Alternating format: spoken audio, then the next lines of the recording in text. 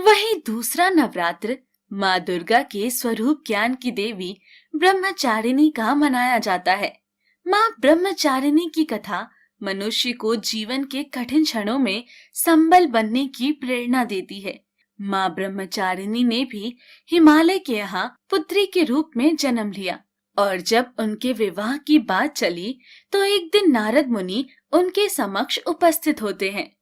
नारायण नारायण।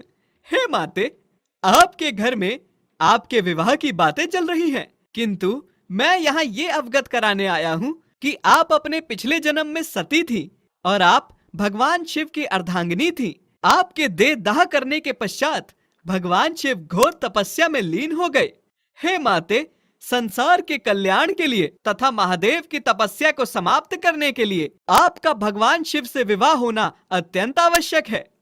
हे ऋषिवर, आपने मुझे इस बात से तो अवगत करा दिया, किंतु महादेव को मैं कैसे पा सकती हूँ, इसका वर्णन तो आपने किया ही नहीं। नारायण नारायण। आप तो स्वयं ज्ञान से परिपूर्ण है माते, और आप ये भली भांति जानती हैं कि महादेव को पाना इतना भी सरल नहीं है। उसके लिए तो आपको तपस्या करनी होगी। आपकी तपस्या ही महादेव को फिर से प्रकृति के समीप ले आएगी। महादेव के विवाह के लिए जब माता अपनी माँ और पिताजी से आज्ञा लेती हैं, हे पुत्री, महादेव ही क्यों, इतनी कठिन भक्ति के लिए मैं तुम्हें कैसे आज्ञा दे सकती हूँ। मैं तुम्हारे लिए उनसे भी अच्छा सुयोग्य वर ढूंढ सकती हूँ।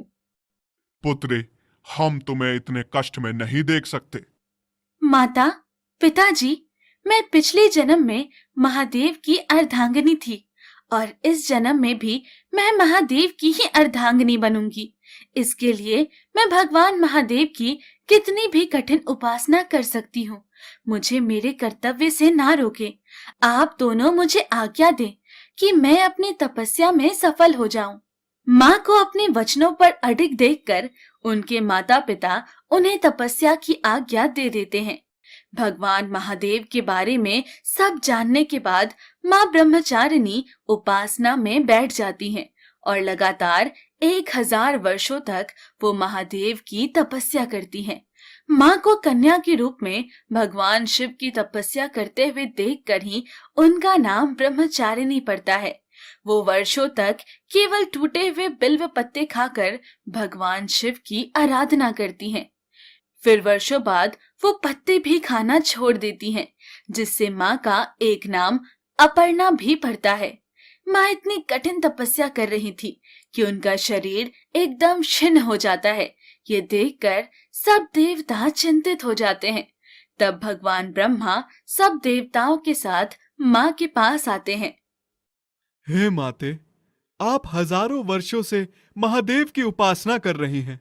इतना कठिन तप और तपस्या आज तक कभी भी किसी ने महादेव के लिए नहीं किया है। आपको इसका फल अवश्य प्राप्त होगा। किंतु हे माते, आप बहुत ही निर्बल हो गई हैं। भगवान शिव चंद्रमौली रूप में आपसे ही विवाह करेंगे, किंतु अभी आप अपने घर जाकर विश्राम कीजिए। हे ब्रह्मदेव, मैंने जब उपासना का संकल्प लिया था तो ये प्रण भी लिया था कि जब तक महादेव स्वयं आकर मुझे इस तपस्या से नहीं रोकेंगे, मैं ये तपस्या कभी बंद नहीं करूंगी। किंतु हे माते, आप इतनी अत्यंत दुर्बल शरीर के साथ उपासना कैसे कर पाएंगी? मैंने आपके माता पिता को संदेश भिजवा दिया है। वो किसी भी क्षण यहाँ आकर आपको ले जाएंगे। मैं तब तक अपने घर नहीं जाऊंगी जब तक महादेव स्वयं आकर मुझे दर्शन नहीं दे देते। माँ अपने माता पिता को भी यही बोलती हैं तथा उन्हें वहाँ से चले जाने को कहती हैं। फिर वो वर्षों तक भगवान शिव की इसी तरह ही उपासना करती रही और एक दिन भगवान शिव उन पर प्रसन्न हो जाते हैं। हजारों वर्षों से तुम्हारी कठिन तपस्या ने मुझे विवश कर दिया है कि मैं स्वयं तुम्हारे सामने उपस्थित हूँ। आपके दर्शन पाकर मैं धन्य हो गई महादेव, किंतु जब तक आप मुझे इस बात का आश्वासन नहीं देंगे कि आप मुझे अपनी अर्धांगिनी के रूप में स्वीकार करेंगे, मैं अपने घर नहीं जाऊंगी। तुम्हारी कठिन भक्ति देखने के बाद मैं तुमसे विवाह अवश्य करूंगा।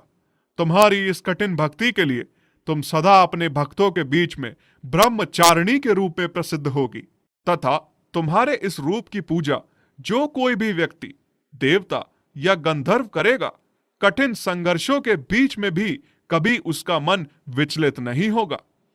भगवान शिव के दर्शन देने पर तथा सभी देवी देवता भी उस समय वहां उपस्थित हो जाते हैं और भगवान शिव से आग्रह करते हैं कि वो जल्द से जल्द माँ से विवाह कर पृथ्वी पर हो रहे अत्याचारों को समाप्त करें। उसके बाद माँ ब्रह्मचारिणी अपने घर लौट आती हैं और कुछ समय पश्चात भगवान शिव का विवाह उनके साथ हो जाता है। माँ के हर रूप की अपनी एक अलग ही महिमा है। वो हमें कठिन से कठिन समय पर विचलित न होने का संदेश देती हैं तथा अपने कर्म को सर्वोपरि रखने का उद्देश्य भी देती हैं। और जो भक्त माता का स्मरण दिल से करता है, उसकी सभी मनोकामनाएं पूर्ण हो जाती हैं।